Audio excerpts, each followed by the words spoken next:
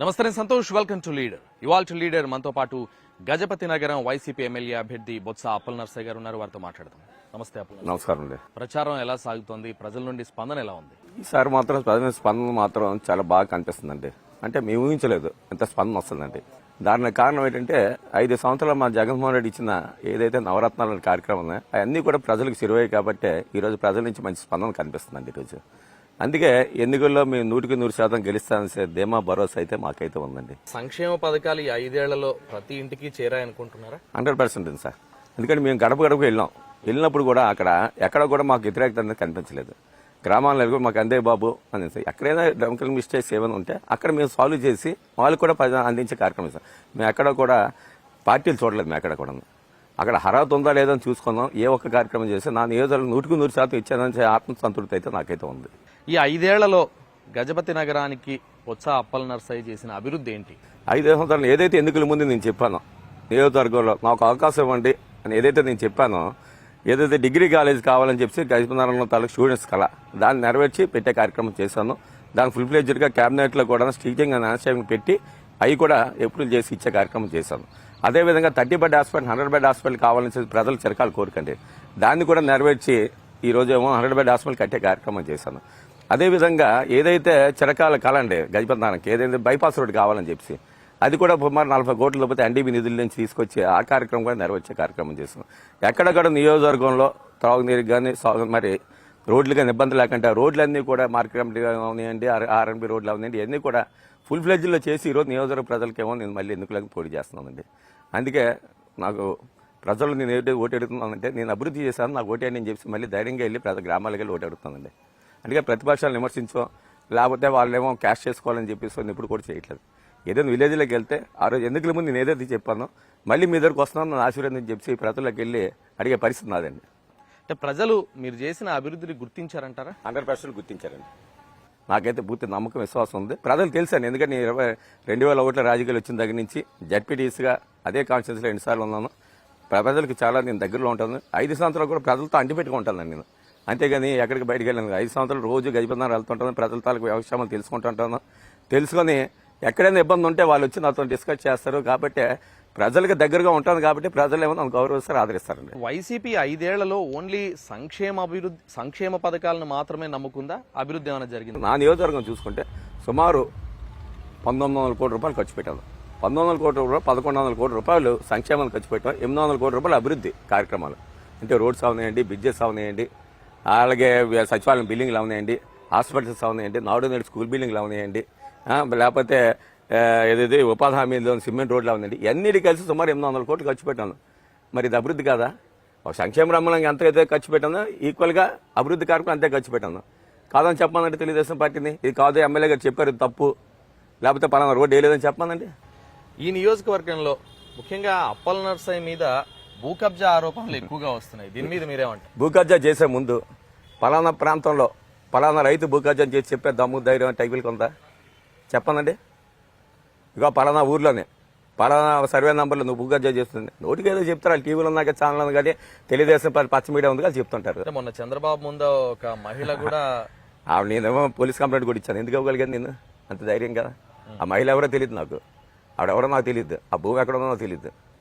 అంటే చంద్రబాబుకి ఎప్పుడు కూడా ఒక ట్రైనింగ్ క్లాసులు ఉంటాయి మీకు తెలుసుకో తెలుగుదేశం పార్టీకి ఎప్పుడు కూడా వాళ్ళకి ఇయ్యే చెప్పేస్తారు. ఆవిడ కూడా 3 రోజులు పెట్టి ఒక ట్రైనింగ్ ఇచ్చారంట. ఏది నా మీద చెప్పని చెప్పి చాడీలు నిజంగా వెళ్ళి మీరు ఎంక్వైరీ చేయండి, తప్పే ఉంది. నిజంగా ఆ భూమి కబ్జా చేస్తాను లేకపోతే లోకల్ ప్రాంతాలు ఉంటారు కదా ప్రజలు వాళ్ళని అడగండి. ఎమ్మెల్యేగా ఏదైనా పని చేస్తాను నేను ఇక ఈ నియోజకవర్గంలోని రైతుల తాలూకు భూములు కాపాడే అంటే ఎమ్మెల్యేగా నేను గర్వంగా చెప్తున్నాను. ఈరోజు మా కాన్స్టిట్యూన్సీలో చాలా ఎకరాలు ఉన్నాయి భూములు. భూస్వాములు ఎక్కడి నుంచి ఉంటారు 40-50 సంవత్సరాల బట్టి రైతులు 100 సంవత్సరాల బట్టి రైతులు భూములు చేసుకుంటే వాళ్ళకేమో టైటిల్ నీళ్ళు లేక ఇబ్బంది పడే పరిస్థితులు నాకు కాన్స్టిట్యూన్సీలో ఉన్న సుమారు 500 ఎకరాలు ఉంటుంది. అవన్నీ కాపాడుకొని ఈరోజు రైతులకి అప్పుడు ఇబ్బంది పడకుండా చేసే కార్యక్రమం నేను చేస్తున్నాను. అలాంటి నేను భూ కబ్జా చేశానని చెప్తుంటే ఎక్కడ నమ్మాలండి? కొన్ని వాస్తవం చెప్పరాలు చెప్పండి. నేను అడిగింది ఒకటే స్ట్రైట్గా ఆ టీవీ ఛానల్స్ కింద ఎక్కడ ఏ రైతు దగ్గర వెళ్ళి మీరు పలానా భూమి భూ కబ్జా చేశానని చెప్పమానండి. ఆవిడ కూడా ఏం చెప్పింది? ఎమ్మెల్యే గారు భూ కబ్జా చేస్తా అంటారు. ఎమ్మెల్యే గారు పాదోళతో చేస్తారని చెప్పింది ఆవిడ. ఈ ఛానల్స్ ప్రెస్లో ఎమ్మెల్యే భూ కబ్జా చేస్తాను రాసింది. అంటే ఇవన్నీ ఎన్నికల ముందు చీప్ ట్రిక్స్. నిజంగా చంద్రబాబు లాంటి వ్యక్తి వచ్చి అలా మాట్లాడుతుంటే ఇంకేంటి 2019లో వైసీపీ నవరత్నాలు అనే అస్త్రంతో ఎన్నికల్లో బరిలో దిగి భారీ స్థాయి మెజారిటీతో గెలిచింది. అయితే ఇప్పుడు అదే స్థాయిలో ఇప్పుడు టీడీపీ కూటమి ఎన్డీఏ కూటమి కూడా సూపర్ 6 అంటూ అనేక సంక్షేమ పథకాల అస్త్రంతో వస్తుంది. ఎలా చూడాలంటారు? అంటే ఇక్కడ నాయకుడి మీద విశ్వనీయత ఉండాలండి. ఏదైనా ఒక నాయకుడు ఒక మాట చెప్తే ఆ మాట ఎంతవరకు నెరవేరుస్తున్నానని చెప్పి ప్రజలు ఆలోచిస్తారు. మేమైనా సరే ఒక మాట కానీ గ్రామాలకు వెళ్ళి చెప్పినప్పుడు ఎంతవరకు నెరవేరుస్తుందని చెప్పి మళ్ళీ గ్రామాల్లో చూస్తుంటారు. ఈరోజు చంద్రబాబు నాయుడు 14 సంవత్సరాలు ముఖ్యమంత్రిగా విశ్వనీయత కోల్పోయాడండి. ఎందుకంటే ఏ ఒక్కడు కూడా ఎన్నికల ముందు చెప్పినది ఎన్నికల తర్వాత అధికారం ఎక్కిన తర్వాత పీఠం ఎక్కిన తర్వాత ఇప్పుడు కూడా చేయలేదండి. అందుకే ప్రజలు నమ్మే పరిస్థితులు లేరు. ఇప్పుడు ఇన్ని పథకాలు చెప్పినా సరే ఏ విధంగా ఇస్తారని చెప్పేసి ఆలోచన ఇప్పుడు ప్రజల్లో ఉందండి. ఎందుకంటే మేము ఏదైతే నవరత్నాలు ఉన్నాయో అవన్నీ కూడా అప్పులు చేసి ఇచ్చేస్తామని కదా చెప్పాడండి. ఈరోజు ఆంధ్రప్రదేశ్ రాష్ట్రం శ్రీలంక అయిపోతున్నాం అన్నారు కదా, ఆయన అన్నారు కదండి. మరి ఈయనన్నీ ఎలా తీసుకొచ్చేస్తాడండి? ఎక్కడి నుంచి తీసుకొచ్చేస్తాడు? సంపద క్రియేట్ చేస్తాడు. ఇప్పుడైనా 5 సంవత్సరాలు 14 సంవత్సరాలు ముఖ్యమంత్రిగా సంపద ఏది క్రియేట్ చేసి చెప్పానండి. ఆయన కూడా అప్పులు చేసుకుంది కదా రాష్ట్రాన్ని పరిపాలించాడు. ఏ విధంగా సంపద క్రియేట్ చేస్తాడో ఒక్క మాట చెప్పాలి కదా. ఏది చెప్పకుండా మాయమాటలు చేసి ప్రజలు మభ్య పెడదామంటే ప్రజలు ఏమో అమాయకులు అనుకుంటున్నారండి. పూర్వం అంటే చదువుకుని ఇప్పుడు అందరూ చదువుకున్న వాళ్ళు వచ్చారు. ఎడ్యుకేషన్ పెరిగింది ఆంధ్రప్రదేశ్ రాష్ట్రంలో కూడా. అంత నమ్మే పరిస్థితులు వాళ్ళు లేరు. ఈరోజు సూపర్ 6 పథకాలు మేమెందుకు ఆ బీజేపీ ఉన్న వాళ్ళకున్న బీజేపీతో లింక్ ఉంది కదండి. మరి ఆయన ఎందుకు పట్టుకోలేదు ఈ పథకాన్ని? ఈ మేనిఫెస్టోని పట్టుకోకుండా పక్కన నిలబడ్డాడు. అంటే బీజేపీ వాళ్ళు కూడా ఈ మేనిఫెస్టోని విశ్వసించట్లేదు అనేది ఆ కూటమి విశ్వసించలేదు. అప్పుడే ప్రజలకు విశ్వసిస్తే చెప్పండి. చూశారు కదా ఆ పక్కన బీజేపీ పట్టుకున్నారండి ఆ మేనిఫెస్టోని. ఎందుకు పట్టుకోలేపాడు అంటే ఈ మేనిఫెస్టో తప్పులు తడగా అబద్ధాలు ఏది అమలు చేయలేడు, ఇది మాకు అంటుకుంటుంది అని భయంతో కదా బీజేపీ వాడు అంటుకోకుండా ఉన్నాడు మేనిఫెస్టోని.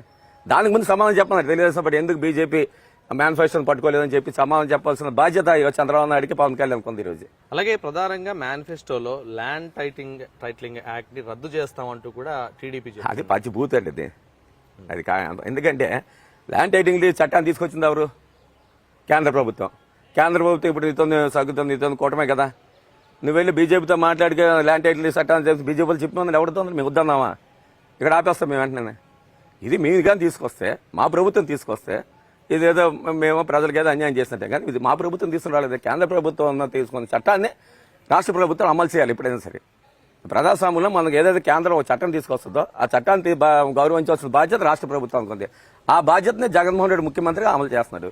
లేదు కేంద్ర ప్రభుత్వం ఆపేస్తుంది అనుకోండి, జగన్మోహన్ రెడ్డి దాన్ని ఆపేస్తారు ఆటోమేటిక్గా. దాని ఏదేమో మా మీద బురద జల్లడం అనేది కరెక్ట్ కాదు కదా. నువ్వు ఈరోజు కూటమిలో ఉన్నావు. కూటమిలో ఉన్నప్పుడు బీజేపీతో మాట్లాడుకొని ఈ ల్యాండ్ టైటిల్ చట్టాన్ని రద్దు చేయని చెప్పాల్సిన బాధ్యత ఎవరిది? చంద్రబాబు నాయుడు కాదా? జనసేన కాదా? ఈ 5 ఏళ్లలో వైసీపీ ప్రభుత్వంలో రైతుల పరిస్థితులు ఏ విధంగా ఉన్నాయంటారు?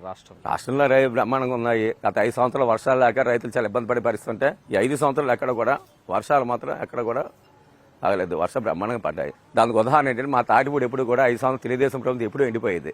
ఎప్పుడు సాగునీరికి ఎప్పుడూ ఇబ్బంది పడే పరిస్థితి అలా 5 సంవత్సరాలు కూడా.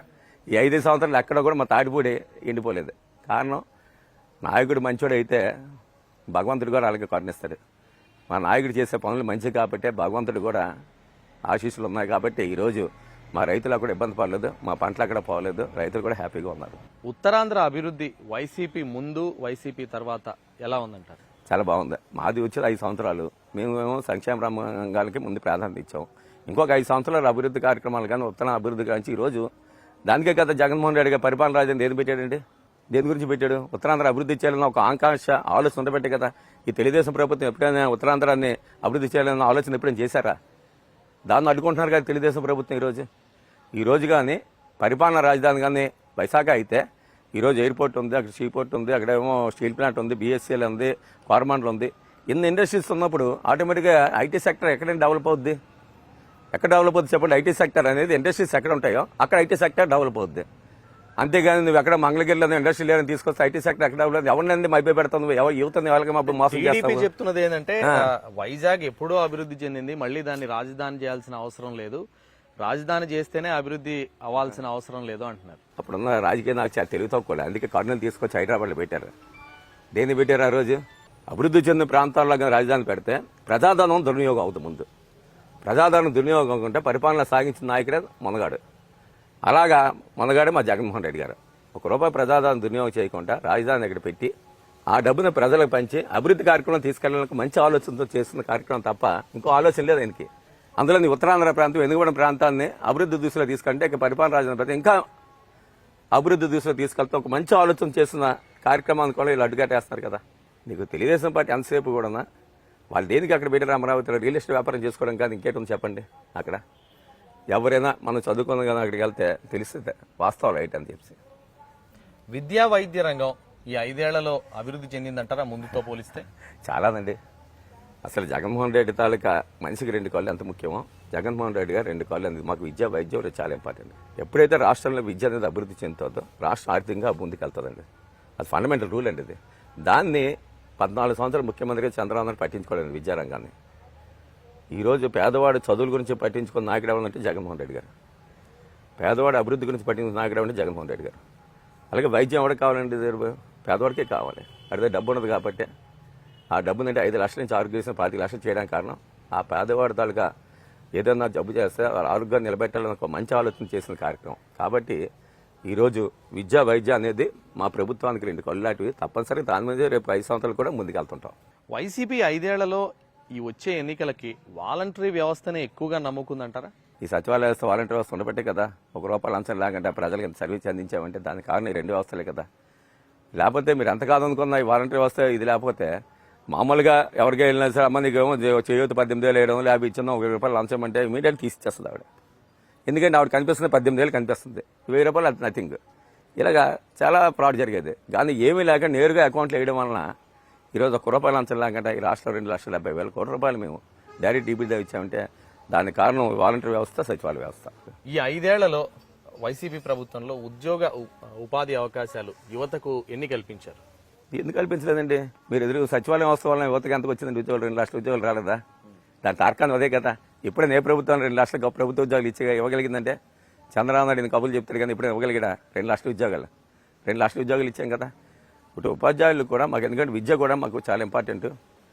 విద్యా వ్యవస్థలో మంచి సమూల మార్పులు తీసుకురావడానికి మంచి ఆలోచనతో ఈ ప్రభుత్వం పనిచేస్తుంది. రేపు రాబోయే రోజు మెగా డిఎస్సీని పెట్టి ఎక్కడ కూడా మూడో క్లాస్ నుంచే సబ్జెక్ట్ టీచర్ ద్వారా విద్యను అభ్యసించే కార్యక్రమం చేసినప్పుడు మరి టీచర్స్ అవసరం కదండి. ప్రభుత్వం ఒక నిర్ణయం తీసుకున్నాను, నిర్ణయం కాదుగా మేము ముందుకు వెళ్తుంటాం. ఈరోజు వెనక ముందు అవ్వచ్చు మీకు. కాబట్టి మీకు ఉద్యోగాలు ఎక్కడ కూడా ఈ ప్రభుత్వం చేసినట్టు ఏ ప్రభుత్వం కూడా చేయలేదు గతంలో. విశాఖ రాజధానిలో ముందడుగు పడిందంటారా? పడింది కదా. రేపు ప్రమాణ శేఖర్ అక్కడే చేస్తున్నారు కదా మా సీఎం గారు.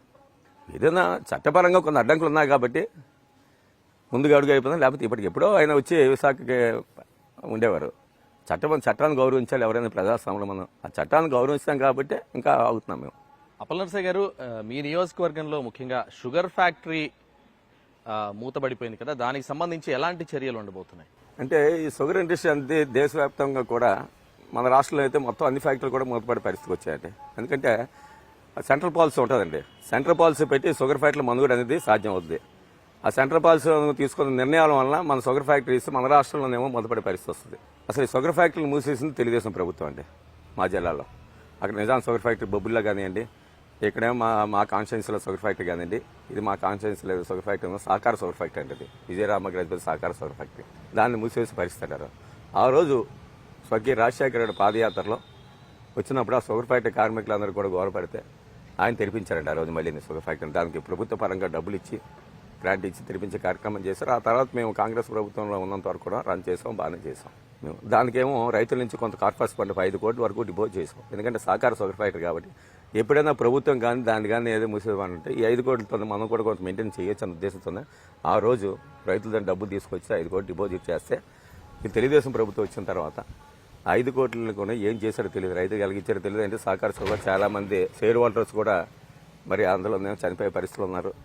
కానీ ఆ డబ్బులు ఏం చేశారో కూడా ఎవరికి తెలియదండి 5 కోట్లని. తర్వాత సైమల్టేనియస్గా షుగర్ తాలూకా ప్రొడక్టివిటీ తగ్గిపోయిందండి అలాగే. ఎందుకంటే 1,00,000 టన్నులుగా ఉంటే కానీ షుగర్ ఫ్యాక్టరీ మనం ఆడే పరిస్థితి ఉండదు, లేకపోతే లాస్ చాలా ఎక్కువ వెళ్ళిపోద్ది. కాబట్టి షుగర్ ఫ్యాక్టరీ ఏమో అలా గ్రాడ్యువల్గా 20-25 వచ్చిందండి. అది దానివల్ల షుగర్ ఫ్యాక్టరీ మూసే పరిస్థితి వచ్చింది. దాన్ని ఆధునీకరణ చేద్దామని చెప్పి ప్రభుత్వానికి ఏమో పెట్టాదండి. ప్రభుత్వం ఏమో దాని మీద కమిటీ వేసింది, షుగర్ ఫ్యాక్టరీ అధ్యాయం మీద కమిటీ వేసింది. కమిటీ నిర్ణయం మేరకు రేపు దాని మనుగడ ఉంటుంది. అంటే కొత్త ఫ్యాక్టరీ కట్టే పరిస్థితి అందుకే డెలిబరేట్ కండిషన్ సుమారు 40-50 సంవత్సరాలు అయిపోయింది కాబట్టి అది అంటే షుగర్ ఫ్యాక్టరీ అంతా కూడా యంత్ర సామాగ్రి అంతా కూడా పాడైపోయే పరిస్థితులు ఉంది. కాబట్టి మేమంటే కొత్త పరిశ్రమ తీసుకొస్తే బాగుంటుందని ఆలోచన చేస్తున్నాము. రైతులు కూడా ఏంటంటే మారుతున్న కాలం బట్టి ఎక్కడ ఏదైతే డబ్బు వస్తుందో ఆ పంటలు వేసే పరిస్థితి ఉంది. ఈ ఫామ్ ఆయిల్ కానివ్వండి, లేకపోతే మొక్కజొన్న కానివ్వండి, దీనికేమో డైవర్ట్ అయిపోతున్నారండి ఇప్పుడు. ఎందుకంటే వచ్చే పరిస్థితిని బట్టి మొక్కజొన్నకేమో బాగా రేటు వచ్చే పరిస్థితి ఉంది, అలాగే పామ్ ఆయిల్ మంచి రేటు వచ్చే పరిస్థితి, చెరుకేమో రేటు వచ్చే పరిస్థితి లేదు. కాబట్టి డైవర్ట్ అయిపోయి ఇప్పుడున్న మహా అయితే 20,000 ఉంటుంది చెరుకు. అక్కడ కూడా రైతులకు ఇబ్బంది కాబట్టి దాన్ని కూడా తరలించి ఏర్పాటు చేశామండి ఈరోజు. అందుకే ఈరోజు షుగర్ ఫ్యాక్టరీ అనేది రాష్ట్రం ఒక కమిటీ వేసింది కదా, ఆ కమిటీ నిర్ణయం బట్టి రేపు ఆధారపడి ఉంటుంది. తప్పనిసరిగా దాని బట్టి అధ్యయనం చేస్తాం. లేని పక్షంలో ఏం చేయాలని కూడా ఆలోచన చేసి ఒక ఇండస్ట్రీని అక్కడ తీసుకొచ్చి రావాలనేది మా కోరిక. అది కూడా ముఖ్యమంత్రిగా దృష్టి తీసుకున్నాం. తప్పనిసరిగా నిరుద్యోగ యువకులు ఎవరైతే ఉన్నారో, కార్మికులు ఎవరైనా వాళ్ళకి అన్యాయం జరగకుండా న్యాయం చేసే పరిస్థితి అయితే మా ప్రభుత్వం ఉందనే ఆత్మవిశ్వాసం నాకు ఉంది. తప్పనిసరిగా రేపు ఎమ్మెల్యే అయితే దాని మీద ప్రత్యేకమైన దృష్టి పెట్టి ఆ కార్యక్రమాన్ని కూడా శ్రీకారం చుట్టడానికి మేము ఆలోచన చేస్తాం. రాష్ట్రంలో వైసీపీ నాయకులు ఇసుక మాఫియా ఎక్కువైంది, ఇసుకను దోచుకున్నారంటూ కూడా టీడీపీ ఆరోపిస్తోంది. ఆరోపించడం ఏమంటే టెండర్ పిలిచాము, టెండర్ పిలిచిన కాంట్రాక్టర్కి ఊరుకుంటాడండి కాముగా. ఎవరైనా సరే ఒక కాంట్రాక్టర్ ఒక టెండర్ పిలిచినప్పుడు ఆ కాంట్రాక్టర్ బాధ్యత అది. ఎక్కడైనా మాఫియా జరిగితే అడ్డుకట్ట వేసుకోవాల్సిన బాధ్యత ఎవరిది? కాంట్రాక్టే. అందుకే ప్రభుత్వాన్ని కూడా దానికి ఇంకా లాస్ అయితే కాంట్రాక్టర్ అవుతాడు, లేకపోతే ఆ కాంట్రాక్టర్ ఏమో ప్రభుత్వాన్ని ఫిర్యాదు చేయాలి. ఈ విధంగా ఎక్కడేమో ఫ్రాడ్ జరుగుతుంది, దీన్ని అరికట్టాలని చెప్పి ఫిర్యాదు చేస్తే దానికి అరికట్టే బాధ్యత ప్రభుత్వాలు తీసుకుంటాయి. కాంట్రాక్టర్ లేని బాధ ఈ తెలుగుదేశం ప్రభుత్వానికి ఎందుకు ఉందండి? మనకు అంశంగా ఒక టెండర్ పాడుతున్నప్పుడు ఒక అంశం గవర్నమెంట్ డబ్బు వచ్చేస్తుంది. వచ్చినప్పుడు మరి మేము తెలుగుదేశం పార్టీకి ఎందుకంటే బాధ? ఎక్కడైనా ఏట్లో చిన్న చిన్న ఏట్లో కానీ ఇసుక దొరుకుతుంటే ఎక్కడైనా లోకల్ ఇసుక ఏదో ఇల్లు కట్టుకోవడానికి లేకపోతే ఇంకోటి పేదవాడు తీసుకుంటాడు.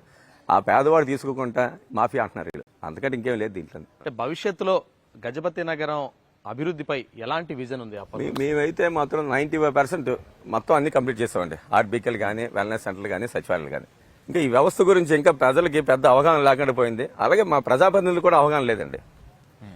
ఇంకా మా సర్పంచ్లు ఉంది. పూర్వం వాళ్ళు ఏంటంటే ఆ సెక్రటరీ ఉంటే వాడి దగ్గర సంతకం పెట్టించుకోవడం, లేకపోతే వార్డు మెంబర్స్ సంతకం పెట్టించుకోవడం తప్ప వీళ్ళకేమో ఆ వ్యవస్థను ఏ విధంగా ఉపయోగించుకోవాలనే ఆలోచన కూడా ఇంకా చాలా మంది తెలియదండి. ఇంకా ఎందుకంటే బిల్డింగ్స్ ఇప్పుడే కంప్లీట్ అయ్యాయి కాబట్టి ఇంకా రేపు 5 సంవత్సరాలు కూడా ఆ వ్యవస్థలకు ఇంపార్టెన్స్ ఏ విధంగా ఉంటుందో, సచివాలయం వ్యవస్థ అంటే ఏంటి అనేది ప్రజలకి అర్థమయ్యే రీతిలో రేపు తెలుస్తుందండి. ఇంకా చాలా మంది తెలియదండి దీని వ్యవస్థ గురించి. ఎందుకంటే అక్కడేమో ఒక మీటింగ్ పెట్టుకోవాలి, ఒక పంచాయతీ బిల్డింగ్ మీటింగ్లు పెట్టుకోవాలి అన్న ఆలోచన కూడా లేదండి ఇప్పటికీ. అంటే ఇది జనరల్గా మొత్తం రాష్ట్రం అంతా ఉంటుందండి. ఇది ఒక మన ఆకాంక్షన్స్ కాదండి. కానీ వ్యవస్థ తాలూకా ఇంపార్టెన్స్ రేపు రాబోయే రోజుల్లో 5 సంవత్సరాల్లో చాలా బాగా ప్రజలకు ఉపయోగపడే విధంగా ఉంటుందండి. ఇంకా ఆ వ్యవస్థ ప్రజలు కూడా ఉపయోగించుకోవట్లేదు. ఎందుకంటే నేను ఒక కాగితం పెట్టానంటే దానివల్ల ఏ విధంగా నాకు లబ్ధి పొందుతుందన్న ఆలోచన ఇంకొక ప్రజలకు తెలియదండి. ఎంతసేపు మళ్ళీ ఆ అధికారికి వెళ్ళి మాట్లాడుతున్నారు తప్ప ఒక పేపర్ పెట్టి సచివాలయంకి ఇవ్వాలన్న ఆలోచన కూడా ప్రజలు లేదండి. ఇప్పుడు అవగాహన కల్పిస్తున్నాం. అయితే గ్రామాలకు వెళ్ళినప్పుడు మేము మాట్లాడినప్పుడు ఈ విధంగా చేయండి, ఈ విధంగా చేయండి అని చెప్తున్నాం. ఎవరికైనా పాస్బుక్ కావాలనుకోండి ఆ వీఆర్ఓని కలిసి మాట్లాడి వెళ్ళిపోతారు తప్ప అక్కడికి వెళ్ళి రిజిస్టర్ చేసి నా పాస్బుక్ నుంచి అప్లై చేయడం వాళ్ళు తెలియదు. ఆ రిజిస్టర్ చేస్తే అది ఇన్ని రోజుల్లో మేము ఇవ్వాలన్న ఒక ఆలోచన వస్తుంది. కానీ చేయకపోవడం వల్ల ఆ సెక్రటరీ దగ్గర ఏమో నెలల తరబడి ఉండిపోతుంది ఆ పాస్బుక్. వాళ్ళు ఏమనుకుంటే ప్రభుత్వం చేయలేదు అనుకుంటుంది. అంటే ఇది గ్యాప్ ఉందండి ఇక్కడ. ఈ గ్యాప్ను మనం పూరించగలిగితే ఫుల్ ఫ్లెడ్జ్డ్గా ప్రజలకేమో మన సర్వీస్ ప్రభుత్వం అందించగలుగుతుందండి. అసలు వ్యవస్థ తాలూకా సర్వీస్ కూడా ప్రజలకు అందుతుందండి. అది ఆ గ్యాప్ ఉండిపోయింది. ఆ గ్యాప్ను ఫుల్ఫిల్ చేయవలసిన బాధ్యత కూడా మా మీద ఉంది, ప్రభుత్వం మీద ఉందండి. గజపతి నగరం అభివృద్ధికి సంబంధించి సీఎం జగన్ గారి సహకారం కావచ్చు, అలాగే మీ సోదరులు మంత్రి బొత్స సత్యనారాయణ గారి సహకారం ఎంతవరకు ఉంది? 100% ఉందండి నా దగ్గర అయితే. ఎందుకంటే జగన్మోహన్ రెడ్డి పెట్టిన కార్యక్రమాల వల్ల మళ్ళీ మేము ప్రజల్లోకి వెళ్తున్నాం. మా పార్టీ అయింది. అలాగే మంత్రి గారు ఇప్పుడు కూడా మా నియోజకవర్గం సంబంధించి ఏ ఒక్క కార్యక్రమం అయినా సరే, ఎందుకంటే క్షేత్రస్థాయిలో మేమేమో ప్రజల తాలూకా సమస్యలు ఏవైతే ఉందో మాకు తెలుసు కాబట్టి నేను కూడా క్షేత్రస్థాయిలో వెళ్ళి పనిచేస్తాను కాబట్టి ఆ ప్రతిదీ కూడా ఆయన దృష్టి పెడతాం. ఆయన కూడా మరి మా జగన్ గారి దృష్టిలో పెట్టి ప్రజలు ఏవైతే సమస్యలు ఎదుర్కొంటున్నా ఆ సమస్యల మీద అవగాహనతో వాళ్ళు పరిపాలన సాగిస్తుంటారు. కానీ నా నియోజకవర్గం సంబంధించి ఏదైనా వస్తే ఈరోజు డిగ్రీ కాలేజ్ స్టాఫ్ కావాలంటే క్యాబినెట్లో ఆయన ఎప్పుడు చేయించే పరిస్థితి. మా నియోజకవర్గం ఏమైనా గ్రాంట్ కావాలన్నా లేకపోతే రోడ్లకు సంబంధించి కావాలన్నా ఆయనతోనే మాట్లాడించి ఆయనతోనే పక్కన మంత్రులతో మాట్లాడించి శాంక్షన్ తెచ్చుకుంటారు. అందుకే పూర్తి స్థాయిలో నా జగన్ గారి సహకారం, మా అన్నయ్య గారి సహకారం పూర్తి స్థాయిలో నా మీద అయితే ఉంది. ఫైనల్గా గజపతి నియోజకవర్గ ప్రజలు బొత్స అప్పల్ నర్సయ్య గారికి ఎందుకు ఓటేయాలి? నేను ప్రజలకే అందుబాటులో ఉంటూ ప్రజలు ఏదైతే నన్ను కోరుకున్నారో ఏదైతే అడిగారో అన్నీ కూడా నెరవేర్చి మళ్ళీ నేను వెళ్తున్నానండి. అందుకే ప్రజలు కూడా నేను ఏదైనా ఒక మాట చెప్పానంటే చేస్తానని నమ్మకం ఈరోజు ప్రజల్లో నేను బలంగా కల్పించానండి. ఎమ్మెల్యేకి ఏదైనా ఒక చెప్తే చేస్తారు అది నమ్మకం కలిగించినప్పుడే కదండి ప్రజలు నాకు ఓటేస్తారు. అందుకే ఆ నమ్మకాన్ని నేను 100% ఫుల్ఫిల్ చేస్తాననే నమ్మకం నాకైతే ఉందండి. జనరల్గా రాజకీయ నాయకులు ఏదైనా అభివృద్ధి పనులు చేసేటప్పుడు శంకుస్థాపనలు లేకపోతే శిలాఫలకాలు వేస్తారు. ఎందుకు బొత్స అప్పల్ నర్సయ్య శంకుస్థాపనలు కానీ పలకాలు కానీ అభివృద్ధి పనుల్లో వేయరు? ఇప్పుడు రోడ్లు ఉన్నాయనుకోండి, అది కంటిన్యూ ప్రాసెస్. రోడ్ అనేది ఈ రోజు 5 సంవత్సరాలు మళ్ళీ మెయింటెనెన్స్ చేయాలి. అంటే ఆ రోడ్డుకి ఎన్నిసార్లు వేస్తుంటాం మనం శంకుస్థాపన శిలాపాలకలన్నా? బిల్డింగ్ అంటే వేస్తాం, అది బిల్డింగ్ అది మారదు. రోడ్డు అనేది 5 సంవత్సరాలు వేసిన తర్వాత మళ్ళీ ఇంకోసారి రోడ్డు మళ్ళీ వేయాలి, మెయింటెనెన్స్ చేయాలి, మళ్ళీ 5 years మెయింటెనెన్స్ చేయాలి, మళ్ళీ 5 years మెయింటెనెన్స్ చేయాలి. అది కామన్ ప్రాసెస్. అది దానికి అలా శిలాపాలకాలు మనం ఏమో కొబ్బరికాయలు కొట్టుకెళ్ళిపోతే దానివల్ల ఉపయోగం ఉంది చెప్పండి. ఇప్పుడు మనం ఆ రోడ్డుకి ఆ ప్రజలకు మనం చెప్పామంటే అది చేసే నమ్మకం కావాలి తప్ప శిలాపాలక వల్ల ఉపయోగం లేదు కదా. అందుకే నేను ఎక్కడ కూడా నేను 2001 నుంచి కూడా జడ్పీటీసీ దగ్గర నుంచి కూడా ఏ రోడ్డు కూడా శంకుస్థాపన చేయలే, ప్రారంభోత్సవం చేయలేరు. ఇంటికి నేను ఇప్పుడు ఏదంటే ఒక బిల్డింగ్ కానీ ఒక బ్రిడ్జి కానీ చేస్తాను తప్ప రోడ్లు మాత్రం ఇప్పుడు కూడా చేసి అలవాటు అయితే నాకైతే లేదండి. బొత్స అప్పలనరసయ్య నియోజకవర్గంలో ఎమ్మెల్యేగా గెలుపుపై ఎలాంటి ధీమాతో ఉన్నారు? నేను 100% ధీమాతో ఉన్నాను. ఇక్కడ మంచి పనులు చేస్తే ఎప్పుడైనా సరే ప్రజలు మనం మంచిగా చూస్తారు, అది నమ్మకం నాకైతే ఉంది.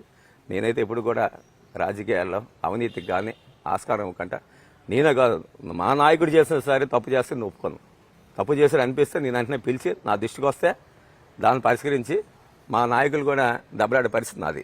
కాబట్టి నా నియోజకవర్గంలో సమిష్టిగా మేమనుకో ఒక సర్పంచ్ దగ్గర నుంచి ఎమ్మెల్యే వరకు కూడా ఒక కుటుంబ సభ్యులాగా ఉంటూ ఈరోజు రాజకీయాలు చేస్తున్నాం. అందుకే మా నియోజకవర్గంలో ఎక్కడ కూడా వర్గ విభేదాలు కానీ రాజకీయ విభేదాలు కానీ కింద స్థాయి నుంచి పై స్థాయి కూడా ఎక్కడ కూడా లేదు. మేమందరం ఒక కుటుంబంలో ఉంటూ పనిచేస్తున్నాం కాబట్టి 100% విజయం సాధిస్తామన్న ధీమా అయితే నాకు ఉంది. రాజకీయాలు అదే కదా కావాల్సిందండి. ప్రజలు ఎటు చూస్తారు మమ్మల్ని? ఒక కుటుంబం బాగుందంటే అందరూ మెచ్చుకుంటారు. అలాగే గజపందాల నియోజకవర్గంలో కుటుంబంలో ఉంటాం కాబట్టి అందరూ కూడా మా నియోజకవర్గాన్ని మెచ్చుకుంటారు. ఇక మాకు ఆ విభేదాలు లేవు. ఎక్కడన్నా ఆ సర్పంచ్ అని చెప్పిసో లేకపోతే ఎమ్మెల్యే అని చెప్పిసో మేము ఇద్దరం కూడా ఫ్రెండ్లీగా ఉంటాం తప్ప, అంటే కానీ ఆ సర్పంచ్ ఏమో ఆ చిన్న చూపు చూసే పరిస్థితి కానీ మా ఎంపీపీలు చిన్న చూసే పరిస్థితులు అయితే నా దగ్గర లేవు. Right sir, thank you and all the best for thank you అండి. ఇది గజపతి నగరం నియోజకవర్గ వైసీపీ ఎమ్మెల్యే అభ్యర్థి బొత్స అప్పలనరసయ్యతో స్పెషల్ లీడర్. నమస్తే.